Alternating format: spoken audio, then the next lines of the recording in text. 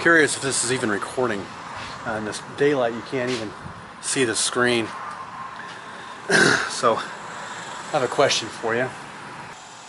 I just walked out here a second ago, and of course I've been inside all morning, and my eyes weren't adjusted to the daylight. And something that happens to me, I don't know if it happens to everybody else. I walk outside, of course, I'm like, oh my god, it's bright.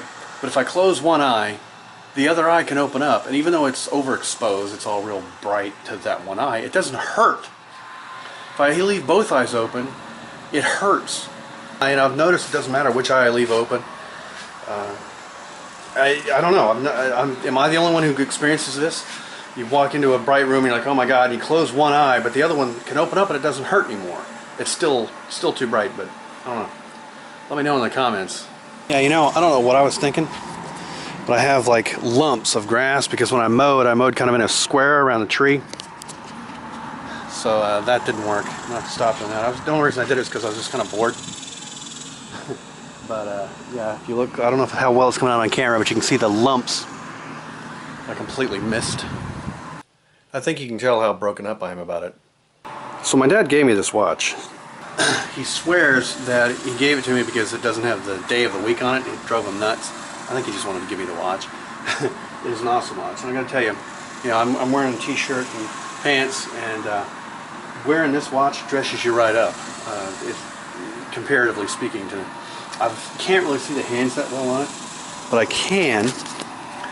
But if I turn it certain ways, I can see the reflection of the hands pretty well. So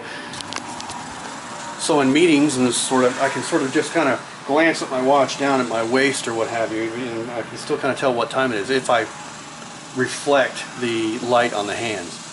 And yes, I've actually gone in and looked at some other watches that have hands for that very reason, and my dad ends up giving me this watch like right in the middle of doing this. I used to have a digital watch with great big letters on it, or numbers, great big numbers on it, but the problem was it blanked out on me twice.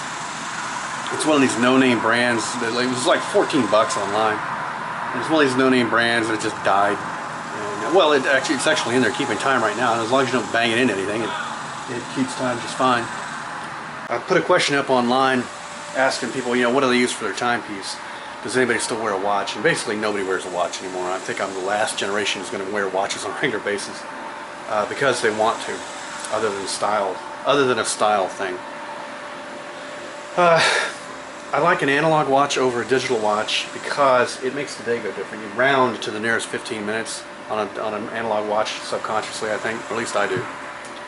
And that seems to help my day. Helps me think about how much time I have left in the day. I can visualize it better with an analog watch. I've used both all of my life.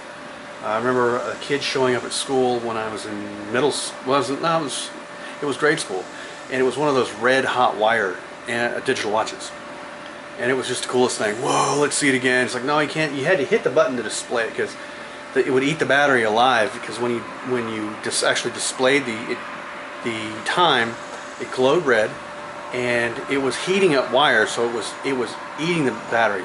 It was crazy. The guy told me later, he's like, man, that thing just went through batteries like nuts. It wasn't until later we got the liquid crystal display watches that you could have a digital watch that would last over a year. And at that time, when I was in grade school, I think I had a wind-up watch of some sort, and it got wet. Ever since then, I don't wear a watch unless it's waterproof. This was waterproof. All the watches, I don't even consider a watch unless it is waterproof nowadays. And I'm starting to not consider phones unless they're waterproof as well. I have a waterproof. You know what I mean by waterproof. It's water resistant to whatever level. This thing says 10 atmospheres. I don't know what that means, but I assume it means I can swim in it in a pool and it won't hurt it. But everybody else uses their phone nowadays. Nobody still uses watches to keep time. Everybody uses their phone. I use my phone for an alarm clock. It's more reliable than my alarm clock is because my alarm clock has a battery in it to back it up when the power blips, but the time goes all haywire.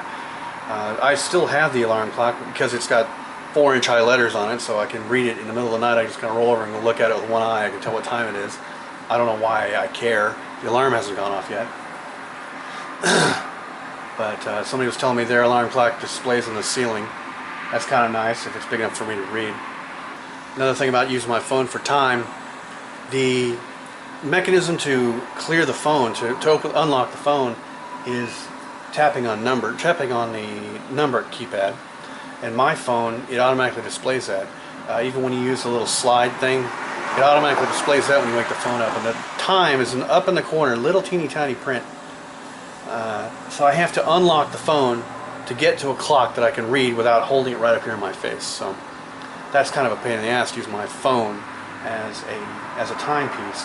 So if it just automatically displayed the time, like in the background of the numbers or something, that it was good enough to read, maybe that'd be okay. The new phone I'm looking at is both waterproof and has a display of the time underneath the unlock code. So when you just touch any button on the phone when it's locked, it'll come up, and I think the top half was the touchpad to unlock the phone, and the bottom half had the time on it. Very good idea. I like that. So we'll see if that works out.